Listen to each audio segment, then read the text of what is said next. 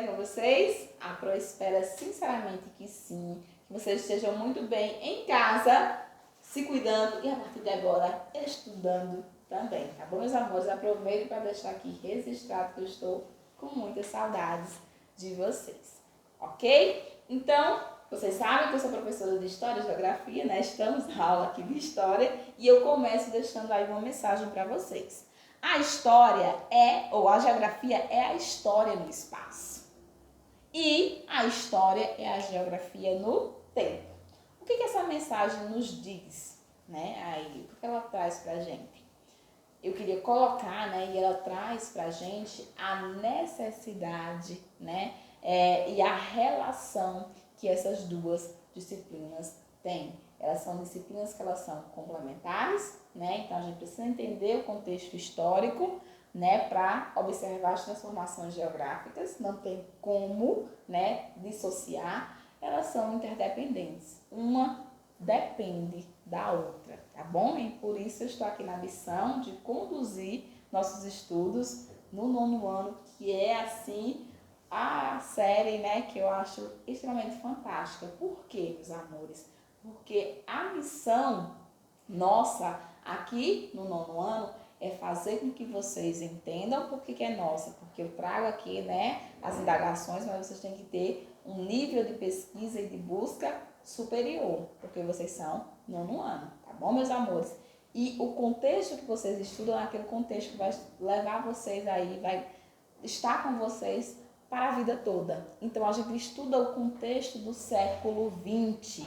Então, todo o século XX vocês vão visualizar, nós vamos visualizar no 9º ano. Então, é um contexto muito importante, porque a gente tem as principais guerras mundiais acontecendo, Guerra Fria, Primeira, Segunda Guerra.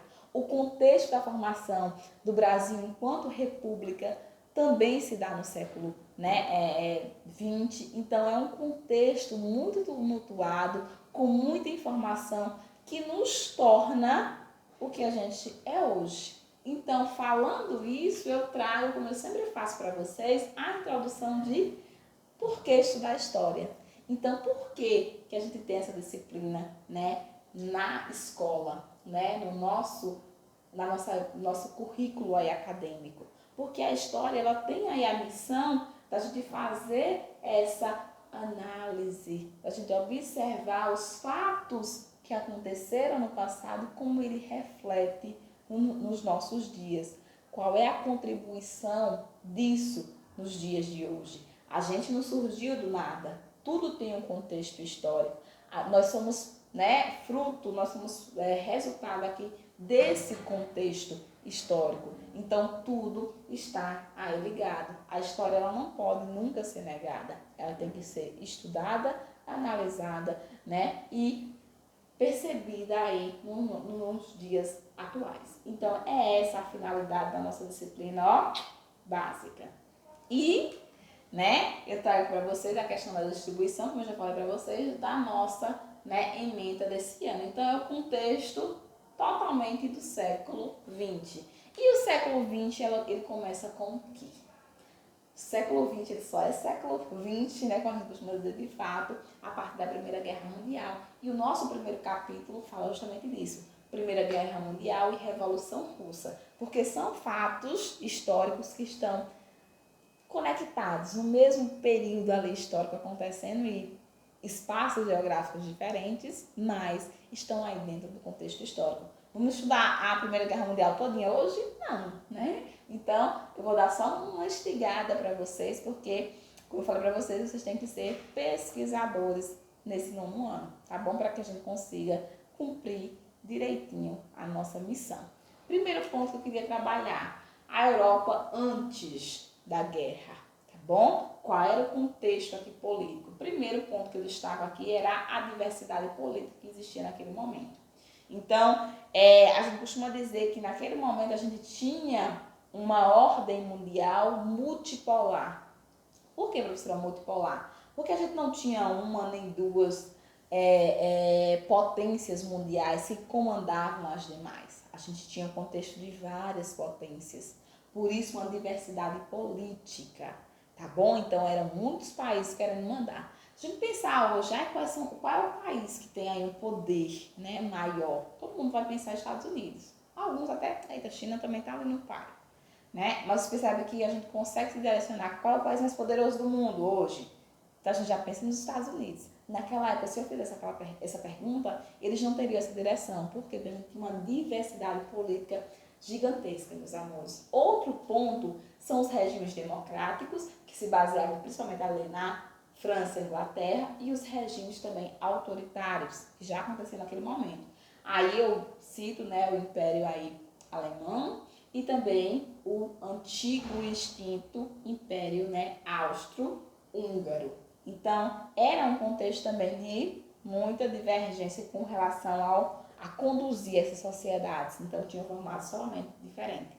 A rivalidade econômica era um ponto ali central, né? A gente tinha os países desenvolvidos, né? E tinha os países que estavam no processo de iniciar aí o contexto da industrialização. Lembrando que a gente vinha desse contexto de industrialização. Quando a gente tem industrialização, a gente precisa do quê? Matéria-prima e mercado consumidor. Então, todos os países estavam nessa disputa para conseguir tanto o mercado consumidor como também as matérias-primas. É nesse contexto que eu vou lembrar para vocês, né, uma das nossas últimas aulas do ano passado, a questão do neocolonialismo. A partilha, a divisão, a partir da Conferência de Berlim da África, né, e também um pouquinho ali da Ásia. Então, esse contexto do neocolonialismo já mostrava a ideia dessa necessidade de procurar mercado e procurar matéria-prima. Tudo isso, minha gente, está aqui no contexto do antecedente da guerra, né, da Primeira Guerra Mundial. Tudo que a Pro citou aqui. Então, a gente está bem no contexto mesmo de diferenciação. Então, a Primeira Guerra acontece quando mesmo, professora? De 1914 a 1918. São 4 anos, tá? 4 longos anos de guerra, né? É um conflito de fato armado, sangrento, violento, que arrasou, né, boa parte da Europa, que era o contexto onde se acontecia, né, mais especificamente essa guerra. Então, é uma guerra que ela acontecia principalmente na Europa, né, em termos de batalhas mesmo. Tá bom, turminha? Então, foi um resultado, como eu disse para vocês, dos atritos permanentes, né, provocados pelo processo de imperialismo, que eu já tinha, né, tratado para vocês.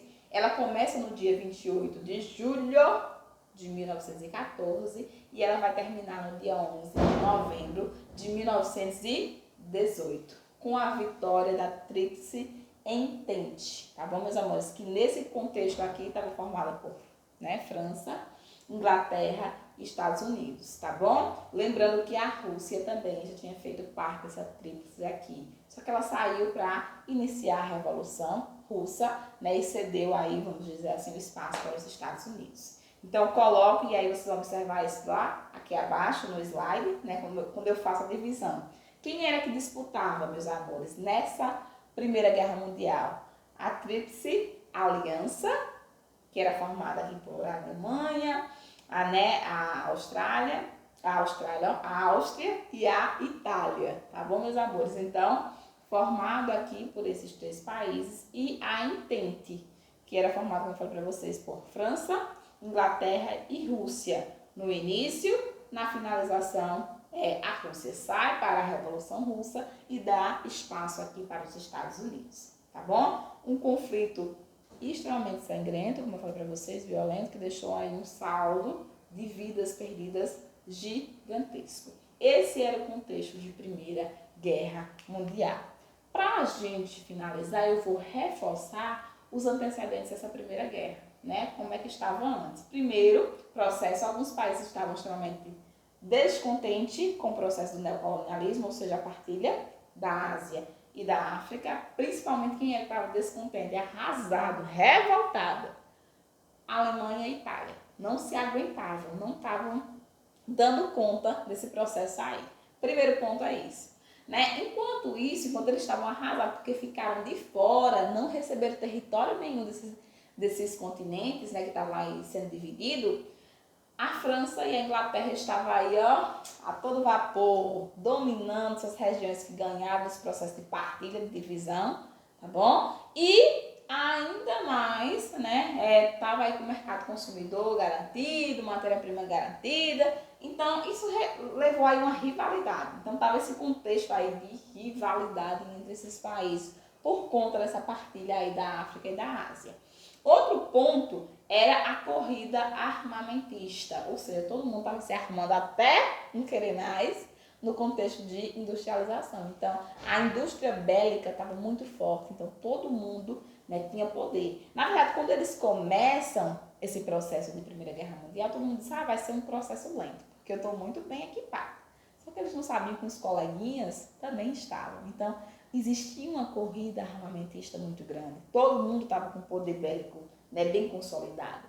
E existia também, né, entre duas nações ali poderosas da época, né, que era a França e a Alemanha, uma disputa, né, por um território ali que teria sido perdido em uma das guerras, né, que acontecia ali, que eram guerras menorzinhas, né? Então, a França e a Alemanha, que estavam, né, em pontos diferentes na Primeira Guerra Mundial, já estavam ali numa guerra particular. E o processo do nacionalismo, tanto aqui do pan-germânico como do pan-eslavismo. Então, também existia essa disputa aí. Uma aula de apresentação, que eu comento alguns pontos, né, meus amores, sobre Primeira Guerra Mundial. Vocês vão, lógico, evidentemente, estudar, né, sobre esse conteúdo, fazer algumas pesquisas, que na próxima aula volta com o contexto da guerra em si, tá certo? Então, ó, beijos enormes aqui da prova.